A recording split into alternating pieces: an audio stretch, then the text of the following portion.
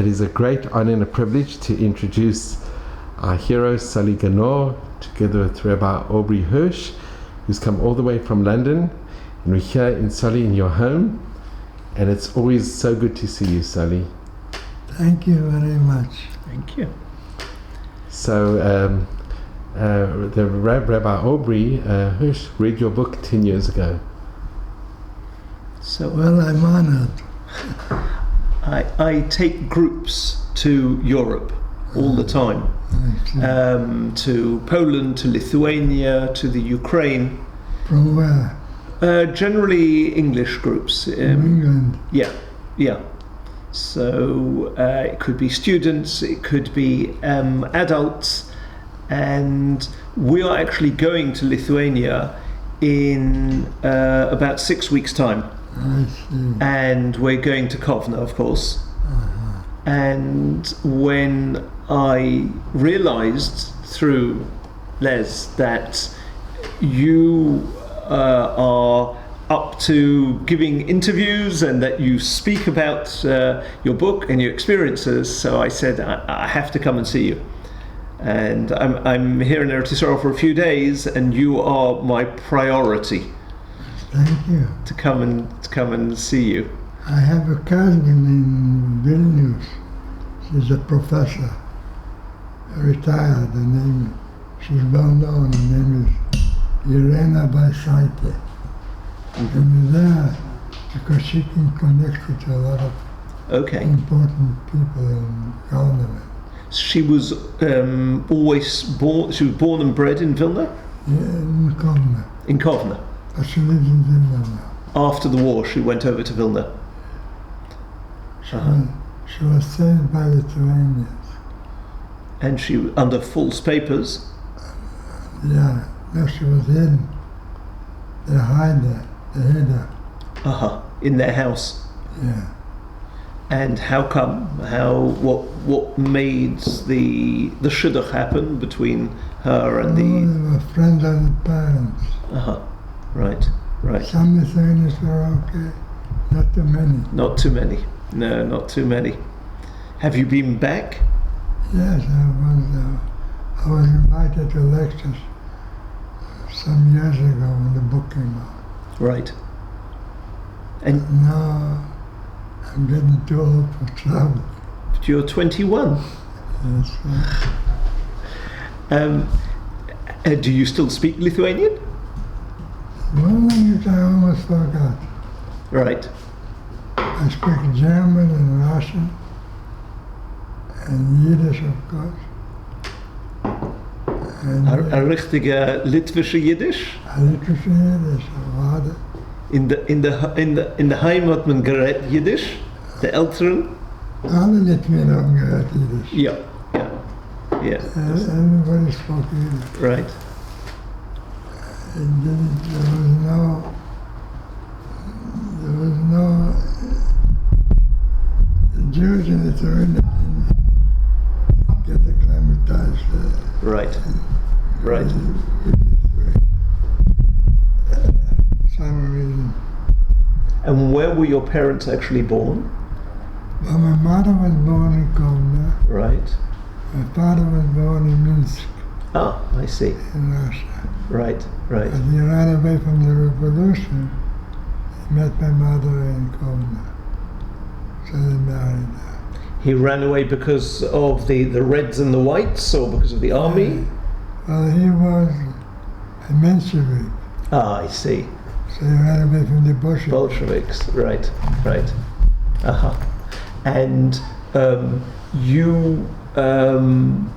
your experience of growing up in Kovno was very much within the Yiddish kehillah there? Absolutely. Well, actually, at first I was born near Memel, The port. which was the German-speaking. Right. So the first language I spoke was actually German, Right. because I went to kindergarten. And my father and my mother spoke Yiddish and Russian. So all these languages Right. Get mixed up Right. as a child already. Anytime. So it was hoisted on me. So at a young age you were already multilingual. Multilingual. I remember my mother used to say, sometimes, speak one language, I don't understand what you say. But I used to say, sometimes few languages in one Mixed. sentence. Right. That's Klaipeda? Near Memel? Klaipeda. Right. That's Klaipeda. I was born in a place called Shilute, Heideku, Mm-hmm. which is about 50 kilometers from Memel. Right. And when did you move to Kovno? When the Nazis came to power in 33. Right. So your father, what was he doing? What was his business? He lived there because he had a soap factory, and together with he had a German partner, Mm-hmm. Non-Jewish. non-Jewish. So at 33 he sold him his part, and we moved to Kovno. Mm-hmm. Where did you live in Kovno? Well, we lived at a place called Oakmakers Planters. It's near Leicester and Luxor. And does the house still exist? I had no idea. Yeah, when I was there, it was Still existing. What number? I don't remember. Uh-huh. It was a fairly tall house for Kovno. And it still today is taller than other houses on the street? It was tall, yeah. Right. It's almost near the corner of Luxus and Leicester there. Right. And it's on the left side when you look from Luxus. Mm-hmm. A fairly tall building, And you were the top 2 floors there? I think so, yeah. And you went, by the time you came there, you were still in school? Yeah, then I had a problem because I didn't speak Lithuanian, Right. and I spoke German mostly. So they put me in a school that was known as Yiddish literature, Uh-huh. Lithuanian and Jewish. Because there were Hebrew schools as well. Right. Later I studied in a Hebrew school. in Right. Yavne, Right. which was a religious school. Right. And your father was religious? Not really. But he used to go to school every Saturday. Uh-huh. And in the home you ate only kosher? Yes. Right. And your mother also worked, or she was Yeah, they pregnant? had a business together. When they moved to Lithuania, they opened up a grocery store. Right.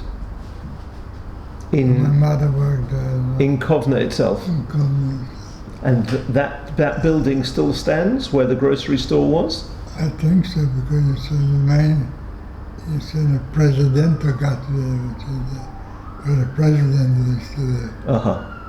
And what is that shop nowadays? Do you know? No idea. Did you go there did you visit it when you were there? I think so, but it was something else. In some shoe shop. Right. And were you old enough to be aware of the fact that there was something going on in Germany at all? Of course, it was next door. And the fact that we had to move out of Heideku. Right. Anti-Semitism immediately among the Germans in the local place became well known. But sometimes it was the case that children were not informed. The parents would know about it and they wouldn't discuss it at all with the children, with the older generations. Was that not the case? In your case, your parents did mention to you? Well, I was aware of it in the kindergarten.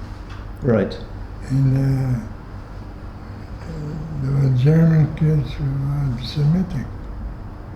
Right. Obviously, I was aware of it, because all the Germans around were probably anti-Semites. And this is in Kovno as well? No, not in Kovno. That was among the German population. Right. But once you came to Kovno, did you... I was not exposed because I was among the Jewish people. But in the school where there were Lithuanians, did you... There were no Lithuanians there. Only Jews. Only Jews, right. But on the streets, did you ever experience anti-Semitism before the war? Yeah, we had from time to time, not per... I used to call him Jew. Right. Yeah.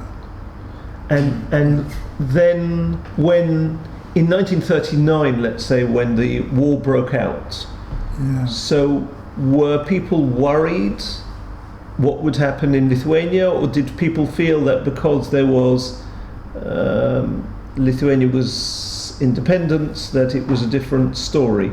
Did they feel somewhat safer in Lithuania? Well, many moved to Palestine Right, because Lithuania in general was a Zionistic right. place. Yes. So some who had the means moved to my father started selling his business and then had some money to move. But it was too late because the Russian move came in Right. 1940. Right. And you had somebody who tried to give your father passage out of Right. Lithuania, but he said no. Well, it was actually Sugihara, the Japanese consul, who suggested we move. Really?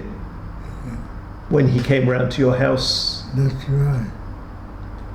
So tell me a little bit about the famous story of you meeting Sugihara. You were in your aunt's shop. Yeah, I came there, he was there already. He came there, I guess, to buy some chocolates or something for his kids. And that's how I met a Japanese person I'd never seen before. So I was kind of staring at him. And I answered, come and say hello, please, Excellency, the Japanese consul. And he smiled at me and shook hands. It was very nice. He was a nice guy, nice person. He spoke perfect Russian.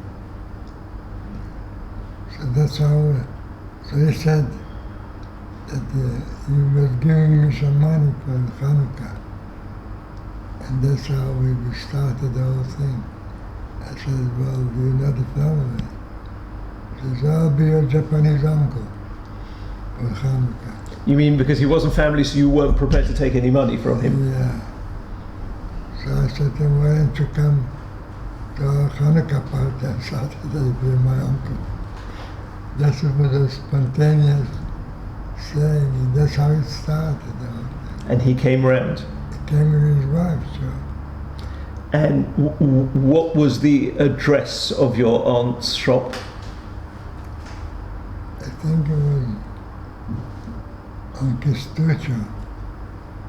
The street name is Kestucho, as far as I remember. And you don't know if the shop still stands? No. And the house where you were living in the apartment, he came round, him and his wife, and who was there of your family? Oh, all my uncles and aunts and cousins. Everyone came round for a Hanukkah Suda. Hanukkah Suda. Uh-huh. That's right. That was a different apartment though, because when we moved from Heidekrug, for a short time we lived on Vilnius Street, a different spot. Vilnius Street. Yeah. Do you know what number? No. You don't remember the number. And that's where he came for Hanukkah. Okay. And were you surprised when he turned up? Well, I said he's going to come. The guests were surprised. Right. Did they know who he was? My aunt didn't tell him. Right. Surprised. And Mrs. Sugihara came. And the son, Hiroki, the young boy. Also came. Yeah. And did your aunts and uncles know who he was? No, they soon found out. Right. Because he was curious to hear what they have to say. He was actually an intelligence officer. Right. That's about, maybe it was the reason he came, I don't know. And while he was there that time, somebody there discussed what had happened in Warsaw. Yeah, and there was a family that we had put in our house, a refugee, and Right. his daughter. And he was the first one to approach him for a visa. At your house that time. Yeah. And he was kind of surprised why that he would want to go to Japan, Right. since they were associated with the Nazis. Right, they were allies. But then, you know the whole story, how it developed. Right. But this was the first time he had really come across the refugee problem at all, was in your house. I don't know, the first, but I think so. He probably was aware of what was happening. Right, in a general, but nothing personal. Nothing personal. And did you ever see him again? Yeah, I used to go there.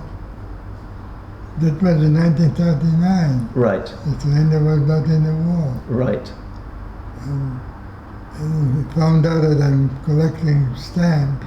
right, So he invited, we were not far from the embassy actually. So I used to go there and get Japanese stamps from him. right. And I was quite often actually. And I used to play with the boy, Rocky, a younger boy. And the boy, his son, spoke any Russian? Yeah, I spoke Russian. The son? Yeah, I think so. Don't remember. No, he was about 5 years old, I'm not sure. Uh-huh. I don't think he So he was a lot younger than you. Yeah. I don't think he spoke Russian. He was married to a Russian woman before. I see. Right, So yeah. right. And that's how the language came. No, he studied in Manchuria languages. Well, and Russian being one of them, because it was on the border. Obviously, yeah. Right.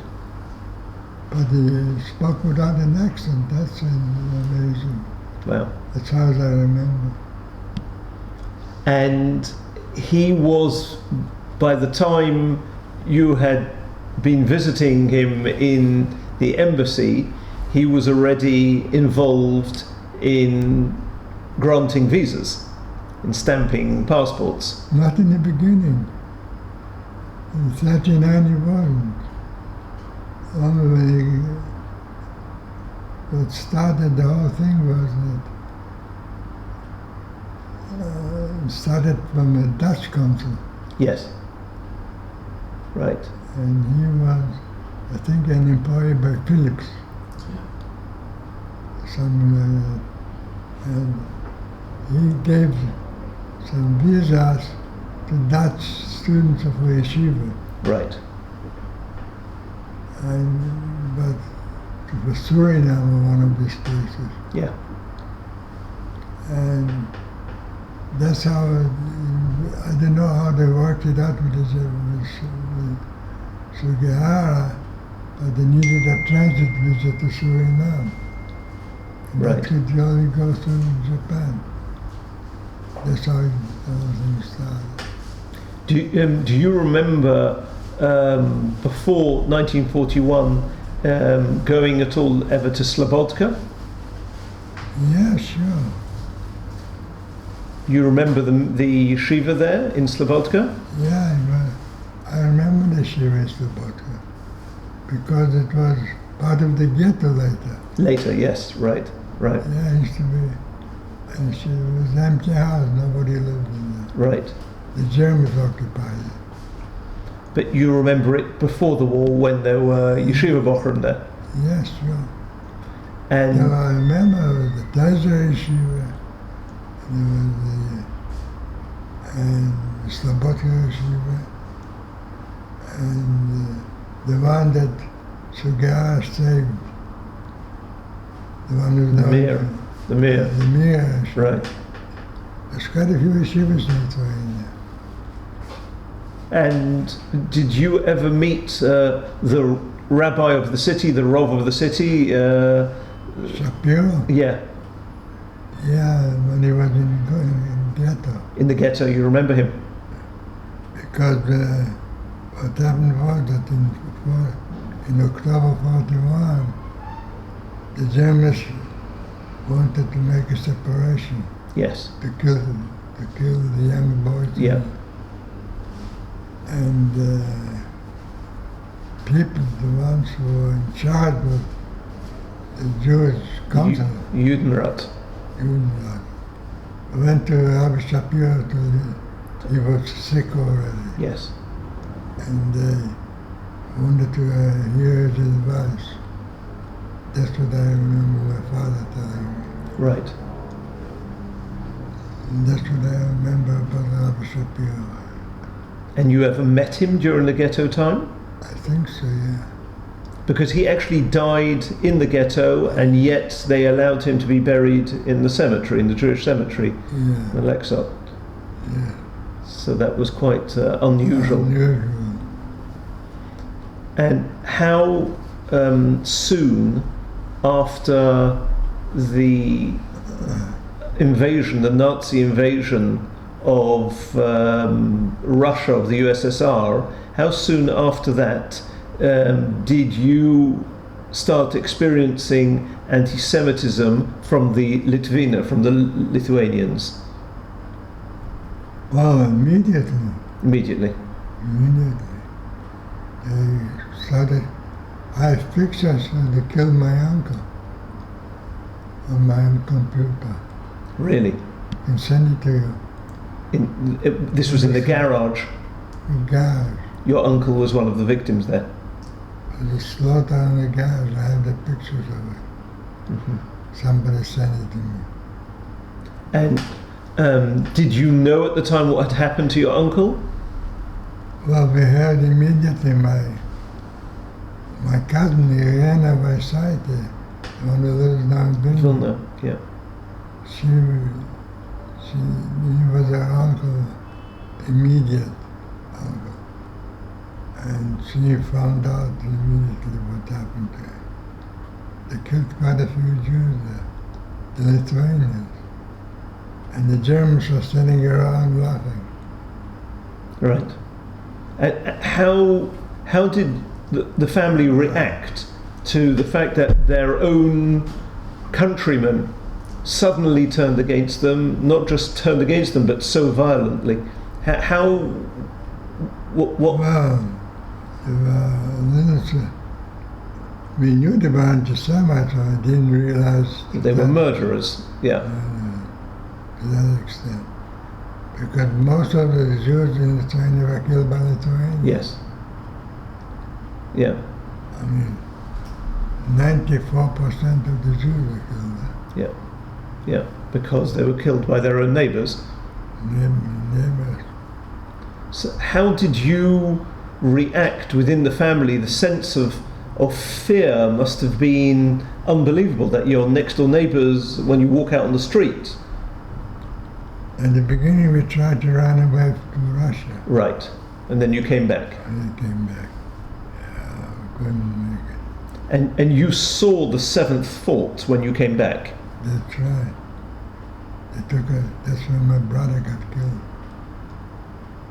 He was older, he was 7 years older than I. But he spoke German with the Germans. At first there were Lithuanians who stopped us, and they wanted to kill us. But then some German officers stopped them. And he spoke to them, my brother. And so told them not to kill us and bring us to the fort. Right.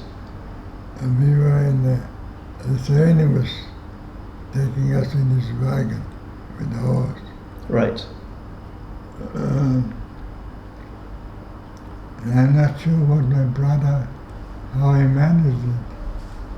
But when they were killing the Jews in the 7th War, the Germans who took and gave order to the Lithuanian guard to take us home. So you were already inside the 7th fort by then? Inside. We were in the front courtyard of the courtyard there. We heard the shooting inside. And it must have been a scene, a terrible scene. I haven't seen it. I just heard the shooting. And you heard the screams and people? Well, it was a little further away. It was sort of a valley there. And two mountains, and not mountains, but sort of hills. Yes. It's still, I mean, today it still looks like that. Yeah, and they were shooting down into the people. I think they killed about 3,000 people there. And you were taken out of there. The Nazis said that you could go. The Nazis gave orders for the German Lithuanian to take us back home. Who was the us? There was you and My mother. right, just you two. Yes, my brother disappeared and we don't know what You never happened. saw him again. And when you came home, you went back to your house on Vilnius Street? I mean, at that time already we lived somewhere else. We moved from Vilnius, not Vilnius. We moved, at the end we lived in a city called Kalbu. Carnival. Kalbu. The last few years we lived in Kalbu Street before we moved to the ghetto. Right. Yeah. And when you came there, you reunited with your family, with your father. My father and my sister. Right. Yeah, we got separated on the way. Yes. They came back earlier, and they avoided the mass murder on the streets, hid in the house. And you still remember going out in the street trying to get food. You and your sister went to try and get food. You remember these murderers in the street picking on Jewish victims. Yeah, Hitler used. And the Jap, remember. One of them was my friend, my childhood friend, Who became a member of the Hitler Youth. Hansi. Yeah, he was such a good friend of mine in the children. And what saved my life, he recognized me. Because they picked out the Jews standing inside and they beat them up to death. And the older one among them, a German, older Hitler told Hansi, my friend, to pick out the Jews. He said, "You're such a good Jew picker." And he looked at me and said, "Here's a Jew." And before we left Heideko,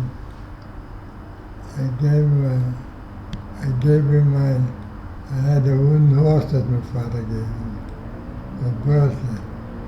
So I gave him as a present.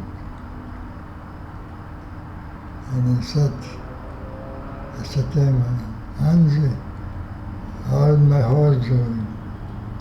Wow. He recognized me. And he saved my life. He said to the guy, he's not a Jew, some Italian or some father is Italian, I don't know.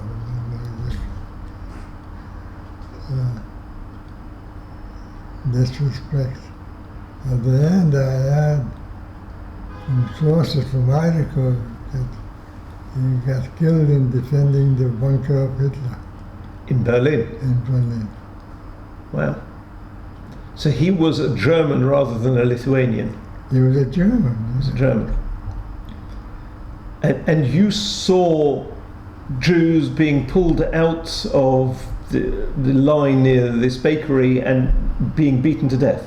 Yeah. And how? Actually, one of them was a friend of mine from the school. How could you cope with it? I mean, nowadays, if we went through this, we wouldn't be able to cope. How did you manage to contain your fear? How did you manage to keep on going? I just stood there. Nothing else I could do. I couldn't run away. They would catch me. So I hope they would recognize me. But how did you have the courage the next day to leave your house, to go out and risk your life when you knew you could get beaten to death? There was no choice. You either starve or go and try and get some food from the Lithuanian. And you and your sister were both looking for food. Yeah.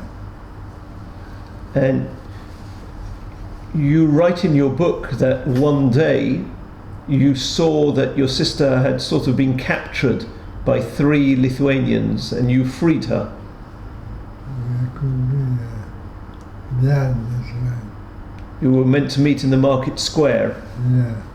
The market was right on the other side of Kalu. And you freed her from the 3 Lithuanians. Yeah. Well, I talked to them, Lithuanians, and I guess they were not so bad. They let her go.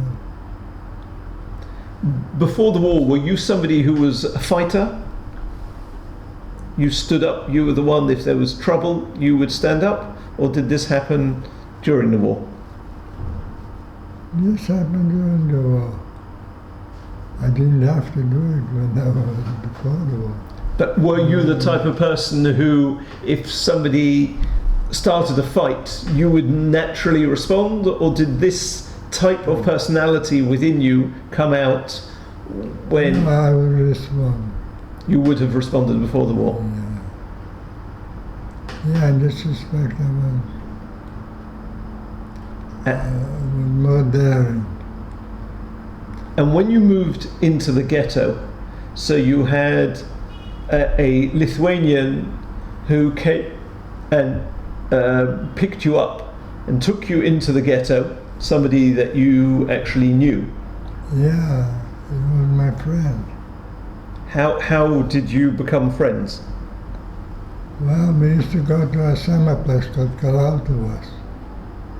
And he lived, he used to go there in summer too. His father used to work for us. Right. And his father had an apartment in Slobodka. We exchanged houses actually. We gave him our apartment in Kalbu, and he gave us his apartment, well the apartment, but just one room in Slobodka. Where was that? In Slobodka. Do you know the name of the street? Let me think. Don't remember. Probably in a book. Right. Right. Then I remember. And you stayed in the ghetto from 41 all the way through till 44? Well, there was a short period of time. We went to a place called, well, it was the airport. Right. So my father was working there and dividing the food. But before the end of the war, we somehow managed to bring it back to the ghetto. So, and you were working there with your father at the airport? I was working, I learned to be a carpenter. Mm-hmm. So I was working with a German as a carpenter. At the airport? At the airport. That's right. And It's a good thing I still remember. you still do carpentry? I did, yes, I did a few things here. Oh, that's at least something that came out of it that you can still use. It's now at one stage in your book you write about your friend Cookie. Yes. He was taken to the 9th Fort, or to the 7th, probably the 9th Fort. Ninth. The 9th. And he survived. He survived. It was already dark. And so I guess they shot with the machine guns. And the bullet didn't hit him, he just fell inside the grave. Right. And he somehow dug himself out of it. And do you still remember the time when he came and told you what had happened? Yeah, he knocked on the door at night. Were you by then aware that the Nazis were killing people in the 9th Fort in the thousands? Yes, of course. You knew about this? We knew. We heard them shooting. Even from Slobodka you could hear what was going on in the 9th Fort? It wasn't so far. Machine guns going, we could hear them. I remember my sister even fainted. What, when Cookie told the story? No, when we heard the shooting. Oh, really? Really? Yeah. They shot 10,000 people. And when Cookie escaped, he came straight back to the ghetto. Yeah. He came to your house? I think he came now. His parents were still alive. So he came and they told his parents that he is still alive? No, he came directly to his parents. He's the one who told them. He was the one who broke the news that he's still alive. Yeah, no, then he came to me at night. He knocked on the window and he showed up. I was totally surprised. And he told me what happened. And he survived all the way, almost till the end. And then at the end we were in Stuttgart.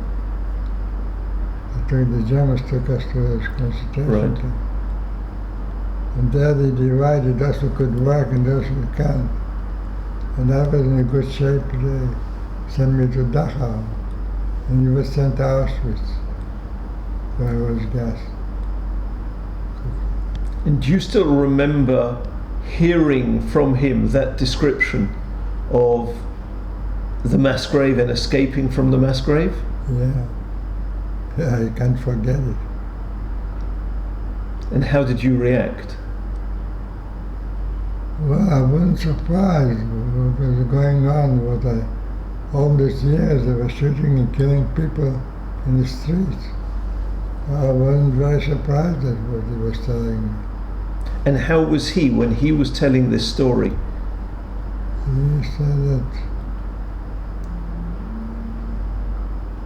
it's surprising that the will to live is stronger than anything, I guess. That's what he said. Yeah. And did you believe that you would survive the war? Well, we had it after Stalingrad, when they had a defeat, the first major defeat we heard about it. So that sort of kindled the first hope. That maybe you'd make it through it? Maybe the Germans will be defeated. And did you have any particular moments when you were in the ghetto that you felt, now my end has come? Was there a particular time where you were selected, or a time where there was a raid, or a time where you felt that there's no hope? Was there? Well, in October 41, when we stood for selection. Right. Okay. And the Democrats who square. Yeah. That's where the German told me to go to the right side, which was the Dutch. And somehow my father and mother and sisters were told that he's a good walker, something. Or there's somebody standing next to him. And the German didn't draft and they joined my parents again. Did he let you, or you just decided to move I back? just decided to move back. He was already busy with the Next one. next one. Yeah, that was the time when it was really, You thought it was all over. yeah. And you were ever at, when you went, for instance, from Stutthof to Dachau, you were on a death march? From Dachau. From Dachau. Yeah. And there, did you feel that you would make it through? No, there was snowing already, and we had no pool. And the Germans were shooting left and right. But we carried on till the end. Why did you carry on? But that's, again, human nature. Human nature. Yeah. Unbelievable. We carry on till the end. Not everybody, but many. Right, I was the optimistic type, I guess. right. Did you ever wonder whether the Jewish people would survive this type of disaster? Or did you not really think about it in those ways during the war? Well, we didn't realize to what extent the disaster, how big the disaster was. Right. We didn't realize that. Only after the war we heard the numbers. Right. And after the war, Yeah. did you feel that you had been abandoned by Europe, that you had been abandoned by all the countries? Absolutely. That's why most survivors went to Israel. Right. They could have gone to other countries. Some did go to other countries, but the majority came to Israel. Because they didn't have any faith in what took place in Europe. Right. And the I need some. Can you give me that drink there? excellent.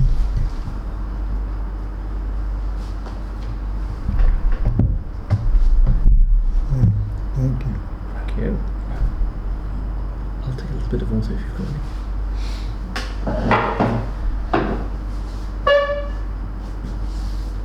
And when did you Let me find? ask you something. Please. What are you going to do with all of the I'm going to Kovno in a few weeks' time.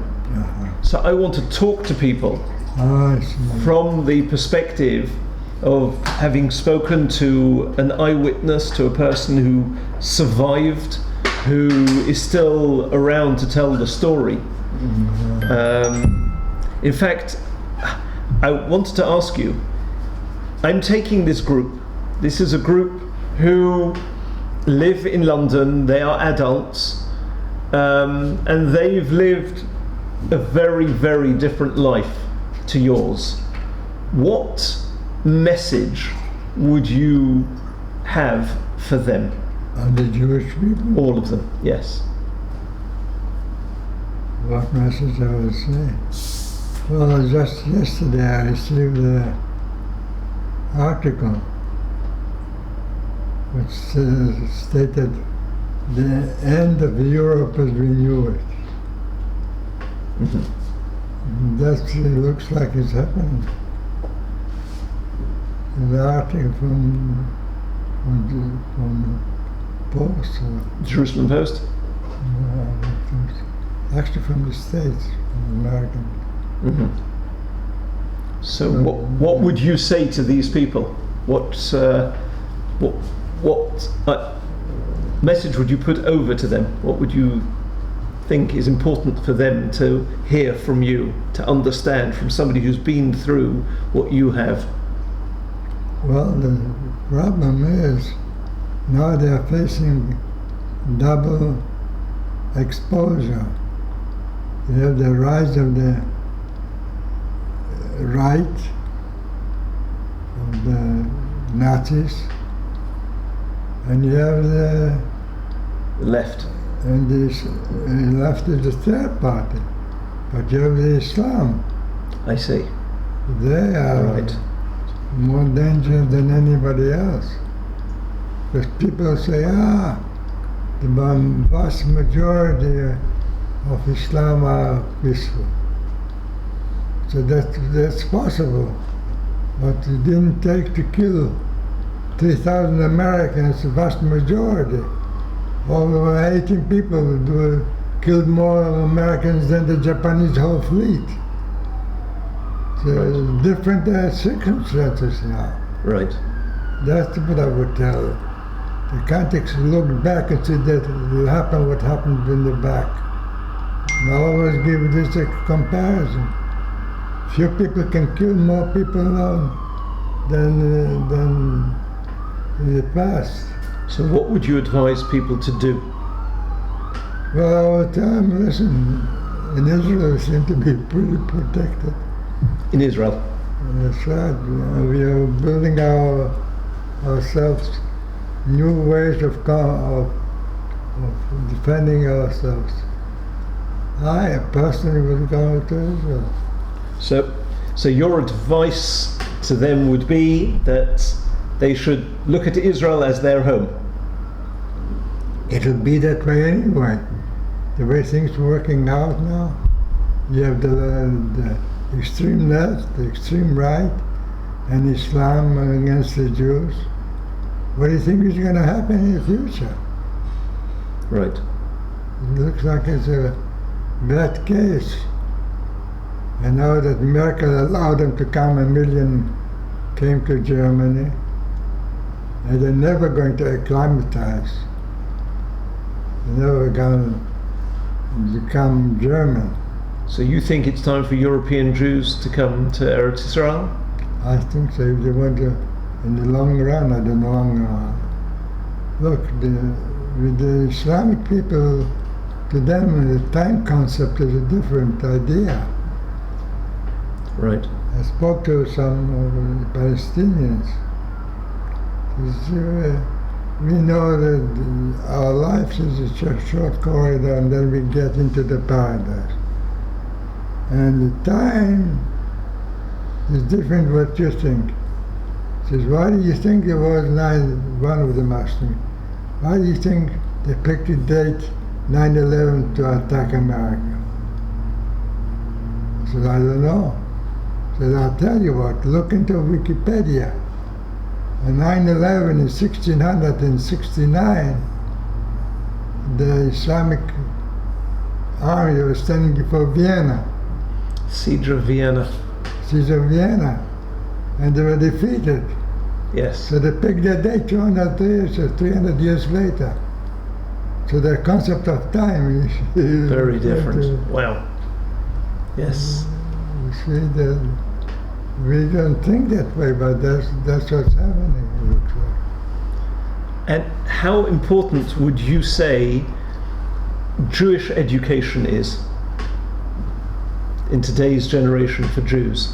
To be educated to understand that they are Jewish and what it means to be a Jew? Well, the Jewish people survived because they believed in that. And I would tell them to continue believing in that.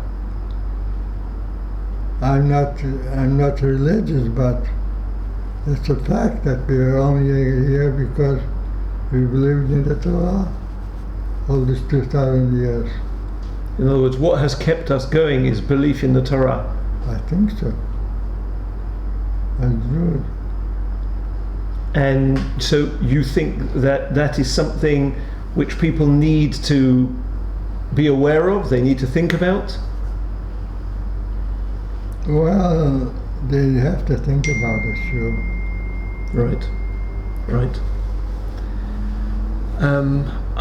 I feel it's 10:15. I really, I don't know if I wanted to impose on you any longer. I've spoken. I just wanted to show you the one from Japan that I got. Can I ask you one favor? This Can you bring this? No. I want you to read it. What it is. This article in the Jerusalem Post. No, read this from Japan, what I got. My influence on the Japanese level. On behalf of the Japanese government, I would like to express my sincere appreciation for your significant contribution in deepening mutual understanding between Japanese and Jewish peoples, and thus promoting bilateral relations of Japan and Israel. Your story, while bringing home the horror of the Holocaust, has touched many people with the courage and compassion shown in the extreme situation. Your account about your encounter with the Japanese diplomat Shioni Sugihara also reminds us of the deep historical bond that exists between our two people. I believe that your efforts to share your story with so many Japanese people have strengthened the foundation for a greater friendship between Japan and Israel. Best wishes for your health and long life. Sincerely yours, Koji Tomita, Ambassador of Japan, May 30th, 2018. Well, he came personally to give it to me. He came. We can show it. Maybe we can just Right. show. This is the award that he gave you. Yeah, He came Yeah. to this house. he came together with his staff. Wow. Right over here, and then here's the. And this is the write-up I'm going to show it like this. in the article. So if you don't mind, This is- so we'll show it like this. This is the So write-up. this was, you remember we went, this was the day that, this was a Sonny, and this was your very special wife, Paula, and Yourself. this was that very special day. Yeah. Wow. Good pages they gave me. Yes. Well, listen. You deserve it. Kind of surprising a bit. Right. Can I ask you one favor? Yeah. I am taking a group with me, as I mentioned, from Yeah. the JLE, from the Jewish Learning Exchange, and what we do is we teach people about Jewish history, about Jewish heritage, about Jewish past. Could you give them your bracha, your blessing for the future? To those people from the JLE who are traveling to Lithuania in a few weeks' time. Well, I would tell them to watch what's happening in the world, especially how it affects Jewish people, and if necessary, to save themselves. Because if my father would have decided to save us, he could have done that. And Yeah. can you give a blessing to these people from the JLE to say, I give my blessing definitely to all the Jewish people. They deserve my blessing, they deserve everybody's blessing. thank you so much. Thank you very much. You're welcome. No, there's nothing I can say that would adequately express the honor that it is to be sitting here with somebody who is not just a survivor of the war, but a survivor of so many different difficulties, trials and obstacles and horrors, and yet you've come through it. You're proud to be living in Eretz Israel. You're proud to be a Jew, and it's just Don't forget I was here in the army too for 40 years. yes, yeah. You fought for this I country. fought for this country to survive. And I'm proud of it. And it's something that indeed you should be absolutely proud of. You have a card? Yes. Oh, I don't think I have one. I don't have one on me, but I will forward it to Les. Yeah. He will have. I can send you some of the articles Thank you. that I'm writing. Thank you. And I hear there's a book that you're trying to get published. Yes. I wrote 4 books, but only one is in English. Right. The others are in Japanese and in German. Right. So I'm trying to get it translated. It's in English, but my publisher stopped publishing books. Right. in America. Right. But Okay. somebody's interested. Yes.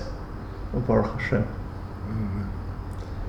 Thank you very much. Sie gewinnt a große Vergnügen zu bekannt machen a litwische Jid, was noch hält sich noch als litwische Jid.